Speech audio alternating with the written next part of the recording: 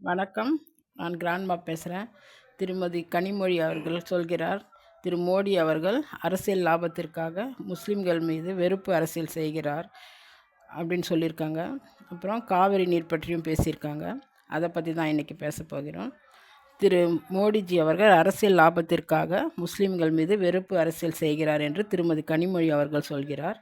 ஆமாம், அவர்கள் அரசியல் லாபத்திற்காக முஸ்லீமை வைத்து அரசியல் செய்கிறார். தமிழ்நாட்டில் இந்து மதத்தை வைத்து இவர்கள் அரசியல் செய்கிறார்கள். இந்து மதத்தை கேவலமாக பேசி இங்கு அரசியல் செய்கிறார்கள். திரு ஏ ராசா அவர்கள் இந்து மதத்தை எவ்வளவு இழிவாக பேசியிருக்கிறார். இவர்களை எல்லாம் திருமதி கனிமொழி அவர்கள் ஒன்றுமே சொல்லவில்லையே.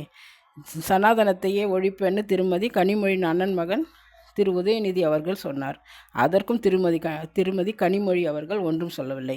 திரு டிஆர் பாலு அவர்கள் சொல்கிறார், நான் எத்தனை கோயிலை இடித்திருக்கிறேன்னு ரொம்ப பெருமையாக சொல்கிறார். இதை பற்றி டிஆர் பாலுவிடம் ஒரு வார்த்தை கூட